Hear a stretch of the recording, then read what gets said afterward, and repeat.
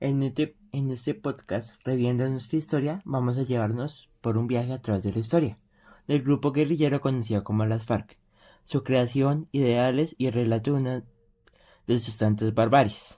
Sus orígenes se remontan a la época conocida como la violencia, entre los años 48 y 53 en Tolima, como respuesta a los grupos de autodefensas que se habían creado luego de la guerra entre liberales y conservadores.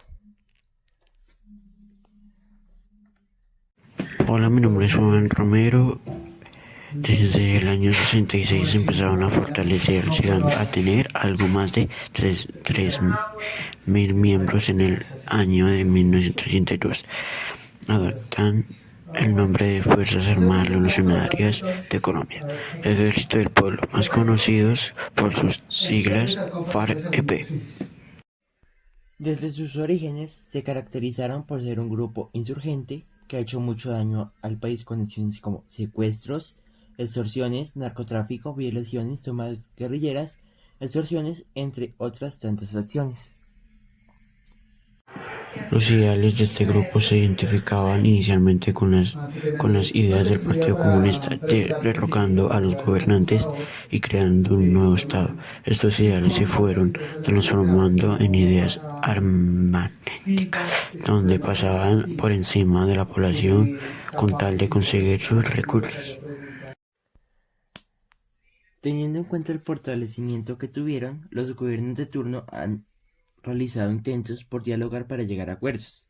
La zona de distensión es uno de los tantos ejemplos, siendo Pastrana el presidente de la época. Se creó en San Vicente de Caguán una zona desmilitarizada de 42.000 kilómetros con el fin de dialogar para poner fin a sus actividades, pero al contrario, lo que logró esto fue que se fortalecieran más.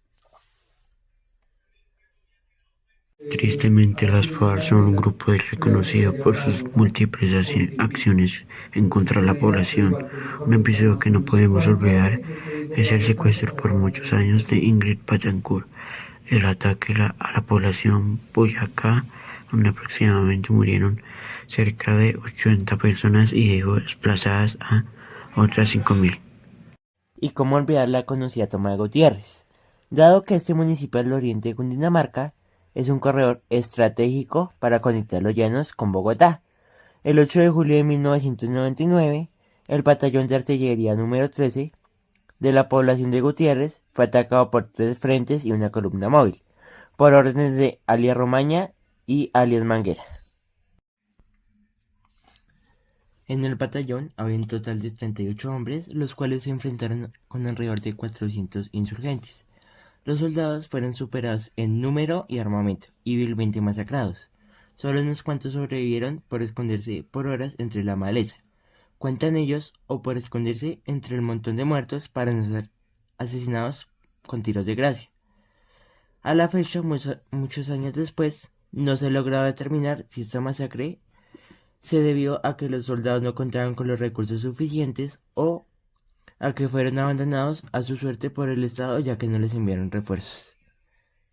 En aras de terminar con el conflicto, el gobierno de Colombia ha intentado dialogar. Uno de estos primeros acuerdos se firmó en 2016 en Cartagena, pero el mismo debía ser reflejado a través de un plebiscito donde los colombianos decidían por sí o no, ganando el no.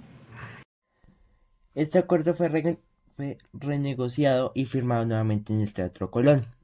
Estos acuerdos no fueron cumplidos y por tal motivo se iniciaron nuevas negociaciones en La Habana enfocadas a 5 puntos: reforma agraria, participación en política, fin del conflicto, solución al problema de las drogas y reconocimiento de víctimas. Después de este acuerdo, las FARC se desmovilizaron y se creó el partido político Los Comunes para participar en la política. En la actualidad se han reunificado varios de sus integrantes para el cumplimiento de muchos de los acuerdos logrados, creando nuevos grupos conocidos como las disidencias. Por ahora, aún con nuevo nombre, la historia continúa.